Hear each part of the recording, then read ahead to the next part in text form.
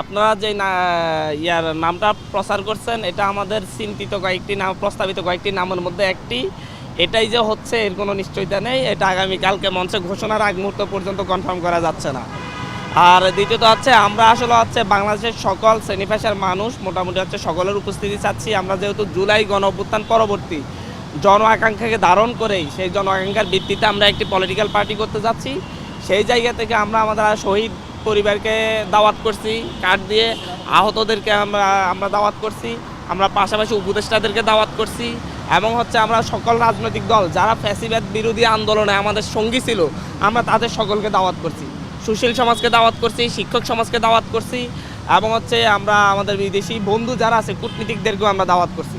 আমাদের এই দাওয়াতের প্রক্রিয়া আজকে দুপুরের পর থেকে আমরা শুরু করেছি, এবং আমরা আপনারা জানেন যে মাত্র 3 দিনের প্রিপারেশনে আমরা কিন্তু এই দিকে আগাচ্ছি, আমরা একটা পার্টির দিকে যাচ্ছি। সুতরাং আমাদের প্রিপারেশনে অনেকটা অভাব রয়েছে, যার কারণে হয়তো আমরা হচ্ছে সকলকে নিয়ে সব জায়গায় যেতে পারছি না। বিভিন্ন মাধ্যমে আমরা কাউকে মেইলের মাধ্যমে, কাউকে আমরা হচ্ছে হোয়াটসঅ্যাপের মাধ্যমে, কাউকে আমরা হচ্ছে সরাসরি নিজেরা গিয়ে আমরা দাওয়াত করছি। আর প্রধান উপদেষ্টা কি বললেন আপনাদেরকে? প্রধান উপদেষ্টা অত্যন্ত আন্তরিকতার সাথে আমাদের দাওয়াত গ্রহণ করেছেন এবং তিনি আমাদের জন্য শুভেচ্ছা জানিয়েছেন। বলেছেন যে আগামীর বাংলাদেশের সকল রাজনৈতিক দল মিলেমিশেই আগামীর বাংলাদেশ বিনির্মাণ করবে এবং সকলে একসাথে যেন হচ্ছে বাংলাদেশে কাজ করতে পারে তিনি সেই পরিবেশ উপহার দিবেন। পাশাপাশি হচ্ছে উনি আমার দাওয়াতটা আন্তরিকতার সাথে গ্রহণ করেছেন। আর সার্জিস আলম ফেসবুকে আর কাকে ইনভাইট করতে যাবেন? আমরা বিএনপি বাংলাদেশের বর্তমানে সবচেয়ে বড় রাজনৈতিক দল জাতীয়তাবাদী দল বিএনপিকে মহাসচিব এবং ওনাদের চেয়ারম্যানের নামে আমরা চিঠি পৌঁছাবো। পাশাপাশি হচ্ছে আমরা বাংলাদেশ জামাতে ইসলামী, ইসলামী আন্দোলন বাংলাদেশ, গণতন্ত্র মঞ্চ এদেরকে আমরা সরাসরি আমরা চিঠি পৌঁছানোর চেষ্টা করব। আপাতত এটাই। আর আমাদের বিভিন্ন টিম বিভিন্ন জায়গায় দাওয়াত নিয়ে কাজ করছে। সার্জিস আলম তার ফেসবুক পেজে লিখেছেন জাতীয় নাগরিক পার্টি কনফার্ম। উনি কনফার্ম করেছেন। আমরা যতটুকু বলবো যে হচ্ছে আমাদের এখানে কয়েকটা নাম প্রস্তাবিত এসেছে, তার মধ্যে একটি এটি অন্যতম একটি এটি। তো সেই জায়গা থেকে আমরা এখনও কনফার্মেশন দিতে পারছি না, যতক্ষণ না জাতির সামনে আমাদের আহ্বায়ক নিজের দলের নাম ঘোষণা করছে ততক্ষণ পর্যন্ত আমরা এটা বলতে পারছি না মিডিয়াতে।